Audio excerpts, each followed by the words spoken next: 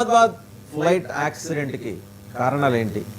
మనందరం పెరిఫెరల్గా చూస్తున్నావా, లేకపోతే జ్యోతిష శాస్త్రపరంగా ఖగోళ శాస్త్రపరంగా ఏమన్నా అదనంగా ఉన్నాయా? మేధిని జ్యోతిష శాస్త్రం అని ఒక సపరేట్ వింగ్ ఉంది. ఆ శాస్త్రం ఏం చెబుతుంది? అలాగే ఈ డూమ్స్డే ఫిష్ ఎప్పుడైనా ప్రకృతి ఉత్పాతాలు సంభవించే ముందే కనిపిస్తాయా?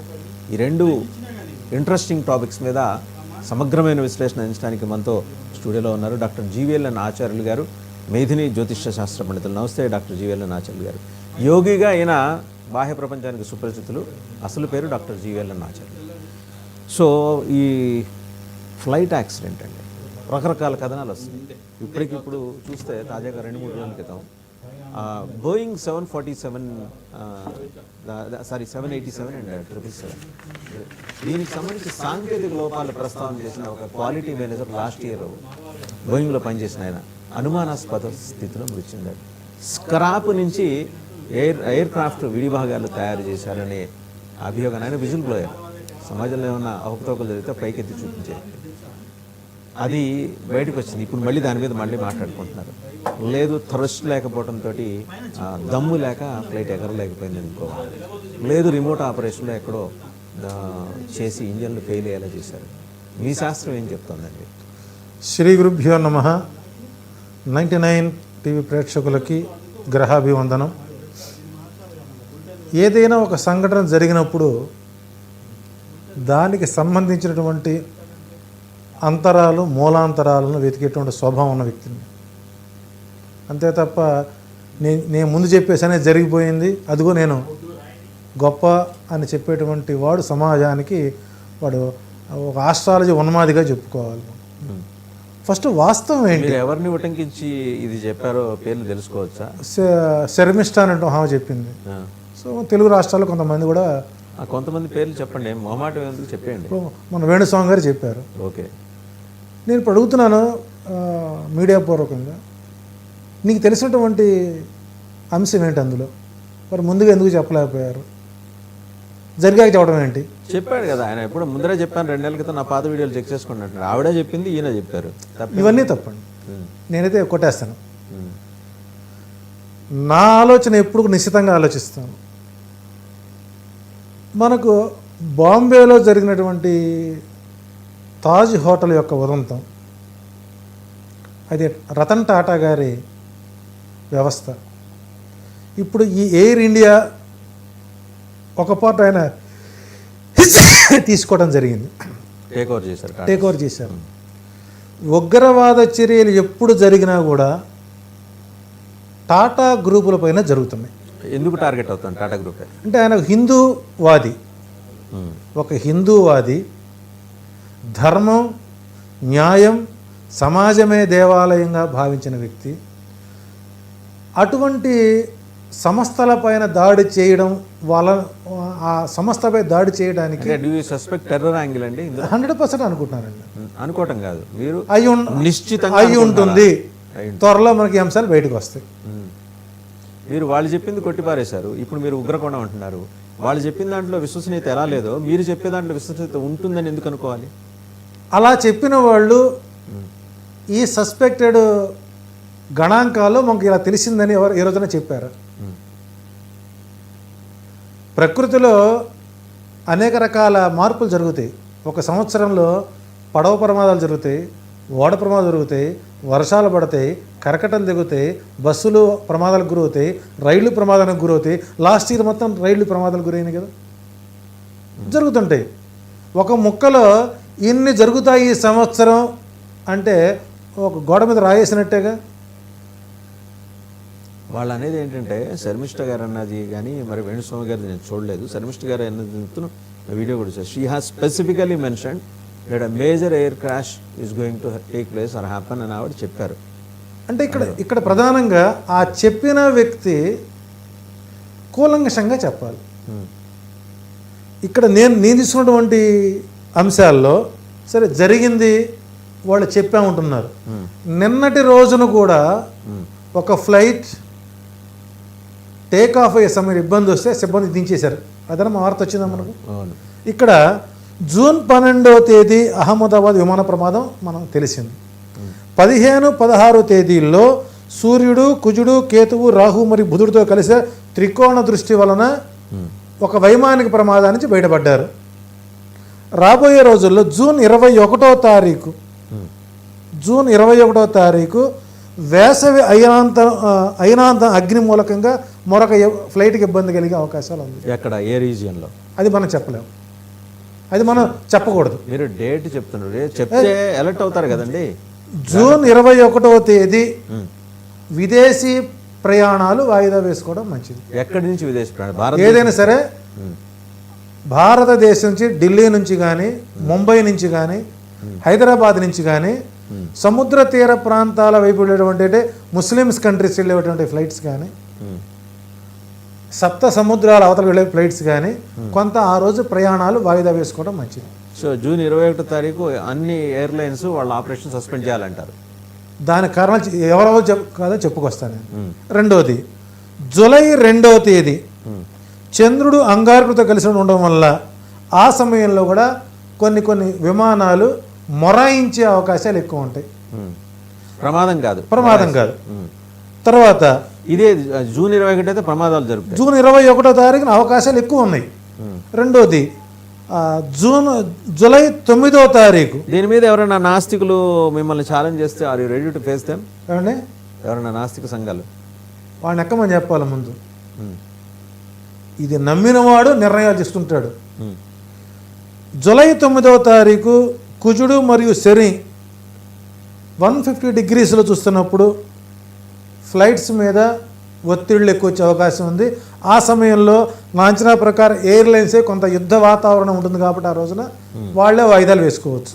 జూలై 2న, జూలై 9న, 22, 23 జూలై 2025 ఈ సమయంలో కూడా యుద్ధ వాతావరణాలు కొన్ని కంట్రీస్లో, ముస్లిం కంట్రీస్లో, ఇరాన్, ఇరాక్, టెహ్రాన్ కొన్ని ప్రాంతాల్లో తీవ్రవతి ఉంటుంది కాబట్టి ఆ సమయంలో వైమానిక ప్రయాణాలు కొంత డైరెక్ట్ ఎయిర్లైన్స్ సంస్థలు ఆపుకునే అవకాశం ఉంటుంది. ఎవరు వాళ్ళు ఆపుతారా, లేకపోతే ఇక్కడ భారత భూభాగం నుంచి ఆగే అవకాశాలు ఎక్కువ ఉంటాయి. రైట్. ఇక్కడ ప్రధానంగా కేతువు యంత్రానికి సంబంధించినటువంటి వాడు, యుద్ధ సమరోత్సాహకుడు. ఇక్కడ కేతువు కుజకేతువుల సంయోగం రాబోయేటువంటి 52 రోజులు, ఈ రోజు నుంచి 52 రోజులు, జూలై 22వ తారీఖు నుంచి 52 రోజుల పాటు ప్రపంచంలో ఎన్నో రకాలైనటువంటి విధ్వంసకర మరణ మృదంగాలు మోగే అవకాశం ఉంది. దీనికి మీరు ఆధారం ఏంటి అని అడగచ్చు. ప్రమాణం ఏంటి? ప్రమాణం ఏంటనొచ్చు. గతంలో చూసినట్లయితే మనకు సోమనాథ క్షేత్రం ఉంది, గుజరాత్. సోమనాథ క్షేత్రం మీద 11 సార్లు దండయాత్ర జరిగింది. దండయాత్ర జరిగినటువంటి ప్రతిసారి కూడా కుజ కేతువుల సంయోగంలోనే జరిగింది. ఒకటి, వారణాసి పైన 4 సార్లు దండయాత్ర జరిగింది, అది కుజ కేతువుల యొక్క సంయోగంలోనే జరిగింది. అట్లాగే హంపి దేవాలయం జరిగినటువంటి దాడులు కూడా కుజ కేతువుల యొక్క ప్రమాదం జరిగింది. ఆంధ్రప్రదేశ్లో దేవాలయాల విధ్వంసం జరిగినప్పుడు కూడా కుజకేతువుల జరిగింది. పుష్కరాల సమయంలో కుజకేతువుల సంయోగం వల్ల జరిగింది. 52 రోజుల పాటు సాధ్యమైనంత వరకు తీర్థయాత్రల ప్రయాణాలు కూడా మానుకోవాల్సిన అవసరం. ఈ తీర్థయాత్రలో జెరూసలం నాటిది కూడా ఉందా? అది కూడా ఉంది, ఎందుకంటే అది కూడా వాళ్ళకి పవిత్ర క్షేత్రం కాబట్టి. మన పెహల్గాన్ ఉగ్రవాద అవశేషాలు భారతదేశంలోకి ఎంటర్ అయ్యాయి. సో ఇంకా ఉన్నారు అంటే వాళ్ళ గ్రూప్ ఇంకా పనిచేస్తుంది. ఎటువైపు నుంచి వాళ్ళ ఆపరేషన్స్? ఢిల్లీ మీద దండయాత్ర ఉండవచ్చు, ముంబై మీద మళ్ళీ ఉండవచ్చు, హైదరాబాద్ ప్రాంతాల్లో ఉండవచ్చు. ఏదైనా సరే ప్రతిరోజు ఎక్కడో ఒక చోట ఉగ్రవాద సంబంధమైనటువంటి అంశాలు ప్రధానంగా ఫలితాలుగా శాస్త్రం సమస్య చెప్పినప్పుడు రెమెడీ కూడా చెప్తుంది కదా అండి. సమస్య చెప్పినప్పుడు ఇక్కడ ఏ మంత్రి దగ్గర, ఏ ప్రధానమంత్రి దగ్గర, ఏ స్టేట్లో ముఖ్యమంత్రి దగ్గర సిద్ధాంతులు, సైద్ధాంతికర్తలు ఎవరు లేరండి. పూర్వం అంటే రాచరికాలు కాబట్టి శ్రీకృష్ణదేవరాయలు, అట్లాగే రాజరాజ నరేంద్రుడు. ఇప్పుడు ప్రధానమంత్రి నరేంద్ర మోడీ గారు విశ్వసిస్తారు, మన ముఖ్యమంత్రులు ఇద్దరు కూడా, చంద్రబాబు నాయుడు గారు, రేవంత్ రెడ్డి గారు, వారికి నేను ఒక నిర్ణయం మీరు అన్నది తెలుసు, కొన్ని మెయిల్స్ పెడదాం ప్లాన్లో ఉన్నాయి, వాళ్ళకి ఆస్ట్రాలజికల్ మెయిల్స్. జాగ్రత్తగా తీసుకుంటారు. తీసుకోవచ్చు. అయ్యా ఇక్కడ చేయండి, ఈ రెమెడీస్ చేయండి, కొంచెం తప్పించుకునే ప్రమాదం తీవ్రత. ఇప్పుడు జరుగుతున్న సంఘటనలకు పూర్తి ఆధారం బృహత్ పరాశర హోరా శాస్త్ర గ్రంథం ప్రమాణం, జాతక పారిజాతం, మరణ నిర్ణయ గ్రంథం. వీటిలో క్లియర్గా ఈ ప్రామాణిక గ్రహాలు కలయికలు వచ్చినప్పుడు ఇటువంటి విపత్కరమైన పరిస్థితులు గోచరిస్తాయి. నిర్దిష్ట గ్రహాల కలయిక, కొన్ని గ్రహాల కలయిక. ఎందుకంటే ఈ నెలలోనే చతుర్గ్రహ కూటమి గడిచింది, ఇవాళ త్రిగ్రహ కూటమి వచ్చింది, పంచగ్రహ కూటమి నడుస్తుంది, అలాగే షడాష్టకాలు, శుభ అశుభ చెబుతున్నారు కదండి. ఇప్పుడు ఇవన్నీ చూసి జనాలు ఉద్యోగాలు మానేసి ఇళ్లలో కూర్చోలేరుగా, వ్యాపారాలు మానేసి. ఇక్కడ నేను చెప్పేటువంటిది కేవలం వ్యక్తిగతాలకు సంబంధించింది కాదు, నా శాస్త్రం మేధిని ప్రపంచంలో జరిగేటువంటి సంఘటనల గురించే, వ్యక్తిగత జాతకాలను తీసుకోవటం కాదు. ప్రపంచంలో మనం కూడా ఉన్నాంగా. ఈ రోజున ఈ ఇబ్బంది వస్తుంది అని అన్నప్పుడు ఒక క్షణం ఆలోచించి నిర్ణయం తప్పేంటండి? నేననేది అదే, మీరు ముఖ్యమంత్రికి చెప్పచ్చు, ప్రధానమంత్రికి మీరు ఇందాక అన్నారు కదా మెయిల్స్ పంపిస్తాము, లేకపోతే ఏం చెప్పని చేయాలి. ఇది ఇప్పుడు ఆల్రెడీ చూసినటువంటి విషయాలు మొత్తాన్ని నేను మెయిల్ పెట్టే ఆలోచనలో ఉన్నాను, అంతే తప్ప నేను వీడియో చేసి. ప్రసిద్ధ పీఠాలు ఉన్నాయి, శృంగేరి ఉంది, కంచి ఉంది, వారి ద్వారా కూడా మీరు లాబీ చేయొచ్చు, చేస్తే ప్రభుత్వాల దృష్టికి. ఒక చిన్న సంఘటన అండి, ఎక్కడో ఒక చిన్న పల్లెటూరులో ఒక దంపతులు పెళ్లి చేసుకుంటూ నాకు నరేంద్ర మోడీ గారు ఆశీస్సులు కావాలని ఒక లెటర్ పెడితే రిప్లై ఇచ్చినటువంటి పిఎంఓ మా మెయిల్కి స్పందించదంటారా? ఖచ్చితంగా స్పందిస్తుంది, మీరు పెడితే ఖచ్చితంగా స్పందిస్తుంది. ఇక్కడ నుంచి అదే ప్రయాణం చేయాలి. ఎందుకంటే ఒకప్పుడు ఈ ముఖ్యమంత్రి కాకముందు మోడీ గారు, రజనీకాంత్ గారు, అమిత్ షా గారు, కమల్ హాసన్ గారు వాళ్ళందరితో సహ విద్యార్థిగా ఉండి హృషికేశ్ దయానంద ఆశ్రమంలో హర్ష సాంప్రదాయ విద్యని అవలంబించేటువంటి గణం మాది. అవతం రాకపోక కలయిక ఉండకపోవచ్చు, ఎందుకంటే ఆయన నాస్తికుడు ఉన్నాడా. సహజంగా ఏదైనా అందులో అడుగు పెట్టాక తెలిసేది అది ఆచరించాలా వద్దా అనేటువంటిది. మిగిలిన ముగ్గురు ఆస్తికులే కానీ ఆయన నాస్తికుడు. సో కాబట్టి ఇక నుంచి అదే ప్రయత్నం చేయాలి. ఆలోచన 100% నేను సిద్ధంగా ఉన్నాను. రాబోయే రోజుల్లో కూడా సార్ అంటే మీరు 52 రోజులు కొంచెం మీరు అలర్ట్ చేశారు, ఇది మంచి విషయమే. ఇంకో ప్రస్తావన ఏంటంటే మీరు చేసింది ఈ డూమ్ డే ఫిష్ ఏంటిది, మీరు అది కొంచెం భయానకంగా ఉంది మీరు అది చెప్పింది. దీనికి కూడా బృహత్ పరాశర హోల శాస్త్రంలో చెబుతూ విష్ణు పురాణంలోని కొన్ని అంశాలు బయట తీసుకొచ్చారు. ఇక్కడ ఈ చేప అనేటువంటిది అత్యంత అరుదైనటువంటి జీవి. ప్రకృతి విపత్తులు కూడా, అంటే పూర్వంలో ఈ టెక్నాలజీ రాకముందు రైతాంగం విపత్తుల గురించి చర్చించుకునేవాళ్ళు. కాకికి ప్రకృతి విపత్తు గురించి బాగా తెలుస్తుంది. ఓకే, కాకి ఏం చేస్తుందంటే ఏదో తుఫాన్ వచ్చేటువంటి సందర్భంలో హడావుడిగా వెళ్ళిపోయి తన బిడ్డలను దాచుకొని తన యొక్క ఇంటిని గూడని చిందర వందర చేసేస్తుంది, డిస్మాంటిల్ చేసేస్తుంది. అలా చేస్తుంది అంటే ఒక పెను తుఫాన్ రాబోతుందని అర్థం, సంకేతం. ఓకే, ఒకటి. రెండోది, సరే కుక్కలు అరుస్తున్నాయంటే పిశాచ లక్షణాలు కనబడుతున్నాయి అంటారు. ఇటువంటి కోవకు చెందినటువంటిదే ఈ మత్స్యం,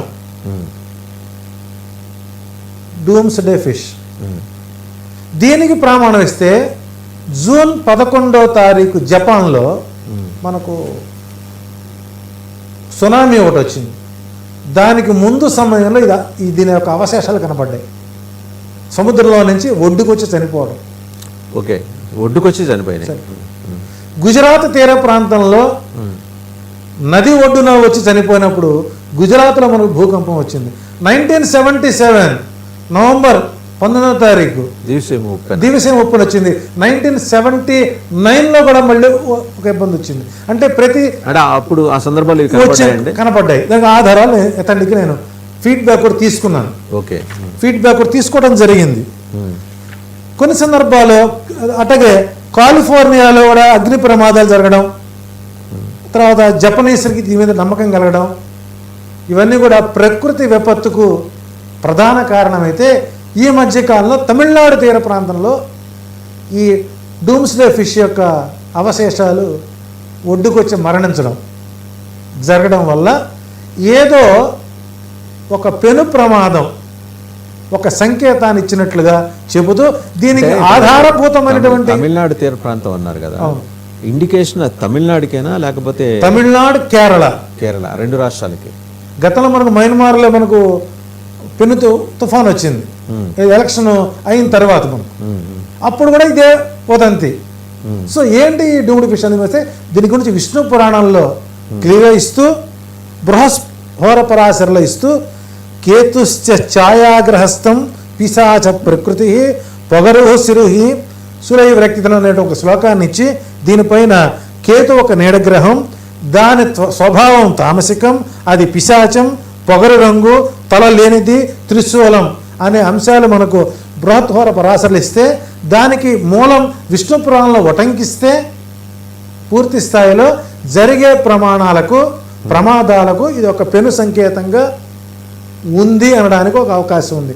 దీని ప్రభావం వల్ల రాబోయేటువంటి జూన్ 15 నుంచి జూలై 15 మధ్య కాలంలో తమిళనాడు, కేరళ, ఒరిస్సా, ఆంధ్రప్రదేశ్ ప్రాంతాలకు ఎర్త్క్వేక్స్, సునామీస్ రావచ్చు అని చెప్పేసి ఫైండ్ అవుట్ చేస్తే సెర్చ్ చేస్తుంటే 100% డూమ్స్డే వల్ల అండ్ సర్పాకారంలో ఉంటుంది.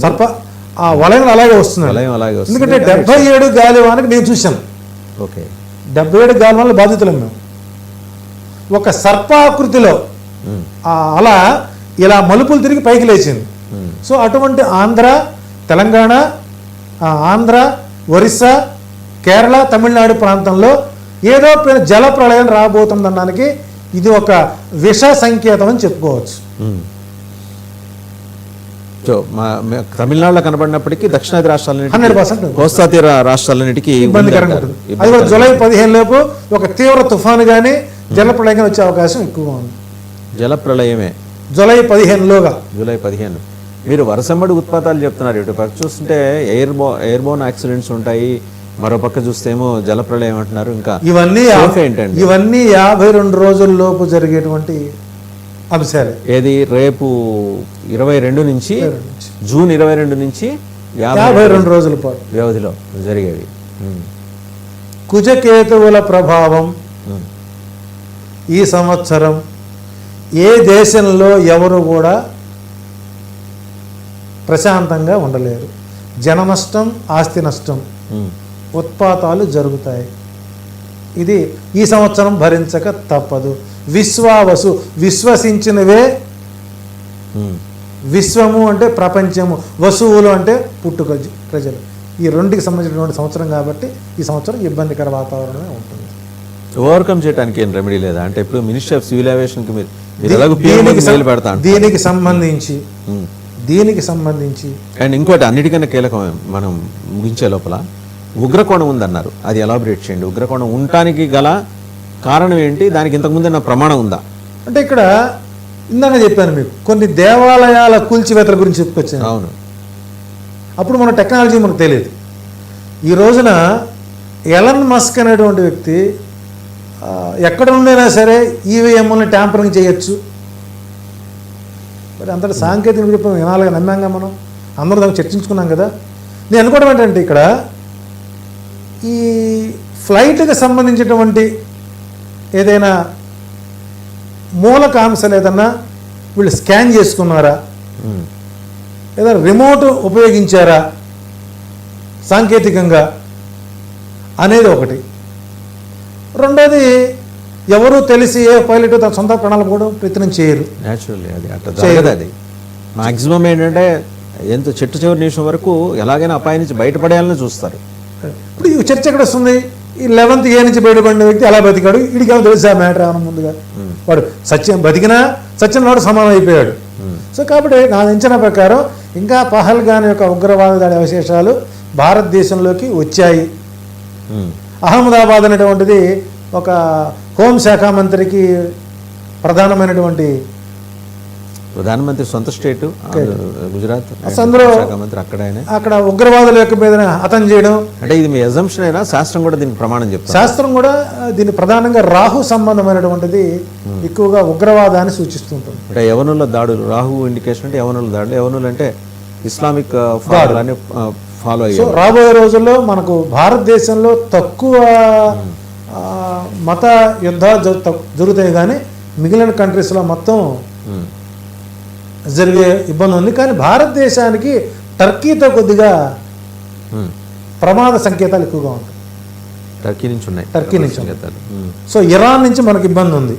ఇరాన్ వాళ్ళు వ్యతిరేకంగా ఉన్నారు. ఇజ్రాయెల్ మొదలు వస్తుంది కాబట్టి ఇరాన్తో మనకి సాన్నిహిత్యం కూడా ఉంది. ఇరాన్లో పోర్ట్ కడుతున్నాం మనం ఉంది. సో మొట్టమొదటి భారతదేశం ఎవరికైతే సహకరిస్తుందో వాళ్ళకి మనకు అవతల వాళ్ళ మన శత్రులుగా మనం తయారు చేసే పరిస్థితి కనబడుతుంది. సో దీని గురించి మీ శాస్త్రంలో, మేదిని శాస్త్రంలో పాకిస్తాన్ మనుగడకు సంబంధించి ఏమన్నా ప్రమాణం కనిపిస్తుందా? పాకిస్తాన్ విచ్ఛిన్నం అవుతుందా, అలాగే ఉంటుందా? పాకిస్తాన్కి సంబంధించినటువంటి అంశాలు నేను తీసుకున్నాను. దాని గురించి కూడా ఆసిఫ్ మునీర్ కనీసం ఇప్పుడు మొన్న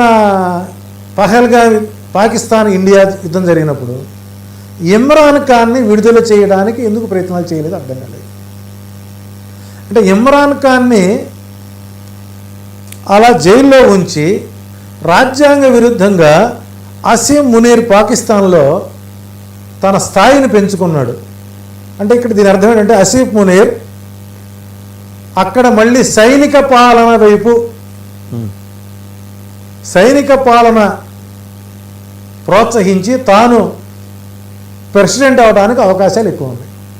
అక్కడ ప్రెసిడెంట్ అవుతాడు. నేను అడిగింది ఏంటంటే పాకిస్తాన్ డిసింటిగ్రేట్ అవుతుందా, ముక్కలు అవుతుందా అని అడుగుతున్నాను. 100% బలూచిస్తాన్ బలపడుతుంది. బలూచిస్తాన్ స్వతంత్ర దేశం కూడా ప్రకటించుకున్నారు, ఇంకా బలపడుతుంది వాళ్ళు. అంటే మిగిలిన 3 ప్రావిన్స్లు అప్పుడు సింధ్, పంజాబ్ అండ్ ఖైబర్ పఖ్తూన్ఖ్వా. పాకిస్తాన్ ఆర్థికంగా, మానసికంగా ప్రపంచంలో ఒంటరి రాష్ట్రం అయ్యే అవకాశం ఎక్కువగా ఉంది. రైట్. అండ్ ఇంకోటి, ఇప్పుడు ఉగ్రవాద క్యాంపులు 9 మనం ధ్వంసం చేసాం, ఇంకా 12 ఉన్నాయి. ఈ జైషే మొహమ్మద్లు, లష్కర్ ఏ తోయిబాలు, అల్ ఖైదాలు, హిజ్బుల్ ముజాహిదీన్లు, ఇవన్నీ కూడా మళ్ళీ తిరిగి ప్రాణం పోసుకునే ప్రమాదం ఏమన్నా ఉందా? అంటే ఇక్కడ కుజ కేతువుల సంయోగం వలన మరలా పాకిస్తాన్తో మరొకసారి స్ట్రైక్ చేయాల్సిన అవసరం ఏర్పడుతుంది. బట్ ప్రాణ నష్టం మనం చూసాం, ఈసారి అటువంటిది ఏమి ఉండబోదు కదా. కేవలం ఉగ్రవాదులనే దాడి. మనం భారతీయులం కాబట్టి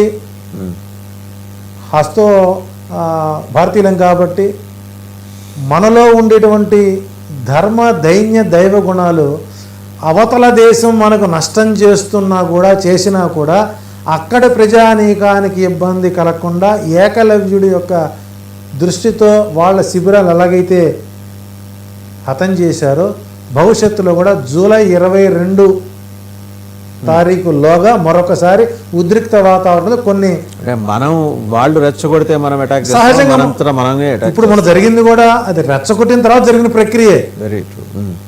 అక్కడ యుద్ధం జరగలేదు. నా ప్రశ్న నిర్దిష్టంగా ఉందండి.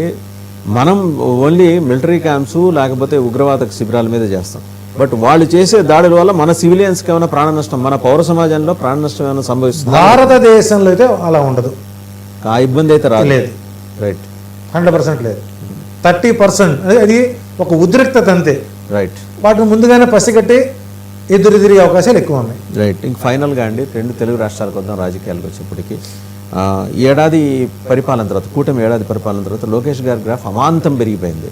ప్రధానమంత్రి నరేంద్ర మోడీ ఆయన పిలిపించుకొని వారి కుమారుడిని తన దగ్గర ఒళ్ళో కూర్చోబెట్టుకొని, ఒక తాత దగ్గర మనవడు కూర్చోబెట్టుకొని మాట్లాడారు.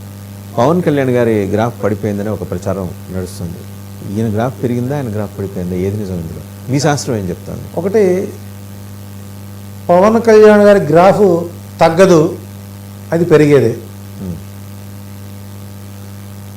నారా లోకేష్ గారి యొక్క గ్రాఫ్ పెరిగింది. అయితే ఇక్కడ నేనే ఒక ఛానల్ చెప్పాను, పట్టాభిషేకం ఎంతైనా ఆవశ్యకత ఉంది ఆయన పట్టాభిషేకం చేస్తే కానీ అమరావతి నగర నిర్మాణం జరగడానికి అవకాశాలు ఎక్కువ ఉన్నాయి, వేగవంతం అవుతాయి. సో నవంబర్ లోపు ఆ పని చేస్తే బాగుంటుంది, కొత్త సంవత్సరం లోపు అని చెప్పాం. సో నవంబర్ లోపల ఏపీ సీఎంగా లోకేష్ క్వశ్చన్ మార్క్ చేస్తే బాగుంటుంది. కానీ ఇంకొక కోణం ఆలోచించాను. 175 నియోజకవర్గాల్లో మినీ మహానాడు జరిపారు తెలుగుదేశం పార్టీ వాళ్ళు. 175 నియోజకవర్గాల నుంచి కూడాను వర్కింగ్ ప్రెసిడెంట్గా నారా లోకేష్ని నియమించాలని ఏకాభిప్రాయం పంపించినా కూడా ఆయన దాన్ని అంగీకరించలేదు. అంటే 2029లో కూడా చంద్రబాబు నాయుడు గారిని ముఖ్యమంత్రిగా ఆయన ఉండటానికి, ముఖ్యమంత్రిగా చూడాలనేటువంటి ఆలోచన ఉన్నదేమో అన్న భావన కలుగుతుంది. రైట్. సో అనుభవం కోసం కావచ్చు. సో లోకేష్ గారు ఈ నవంబర్ లోపల ఛాన్స్ మిస్ అయితే మళ్ళీ అవకాశం ఆయనకి ఎప్పుడు వస్తుంది? 2029లో వస్తుంది. 2029 కూడా చంద్రబాబు గారికి అవకాశం ఉందని మీరు అంటే ఇక్కడ అతని జాతకం ప్రకారం సందిగ్ధ వాతావరణం అది. ఎందుకంటే చంద్రబాబు నాయుడు గారి జాతకంలో 3, 6 స్థానాలు బుధ సంబంధమైనటువంటి గ్రహయోగాలు ఉన్నాయి. అందులో అమరావతి అది బౌద్ధుడు తిరిగినటువంటి బౌద్ధ క్షేత్రాలు ఆయన జాతకాన్ని సరిపోవటం లేదు. ఈయనకైతే కనీసం ముఖ్యమంత్రిగా చేయకపోయినా కూడా అమరావతి రాజధాని నిర్మాణ సంధానకర్తగా ఒక చైర్పర్సన్గా ఇచ్చి ఆయనతో కనుక కొబ్బరిగా కొట్టిస్తే డెఫినెట్గా పనులు వేగవంతంగా అయిపోతాయి. Right. Thank you doctor GVL Nasir గారు. Thank you very much. So చూసాం కదా 3 డిఫరెంట్ అంశాలు ఆయన స్పృశించారు. డూమ్స్ డే ఫిష్ 1977 దివసం ఊపినప్పుడు, 79 ఆ తర్వాత తమిళనాడులో సునామీలు సంభవించినప్పుడు, వేరే దేశాల్లో కూడా సునామీలు సంభవించినప్పుడు అది బయటపడింది. సర్పాకృతిలో ఉండే అల మీద నుంచి లేచి వచ్చి పడి సర్పాకృతిలోనే కనిపించే ఒక ఫిష్, ఇది ఒక చేప. ఇంకా మత్స్యాల్లో ఒక డిఫరెంట్ షేప్. అది ఉత్పాతాలకు ముందు, ఎర్త్ క్వేక్స్ కానీ సునామీలకు ముందు మాత్రమే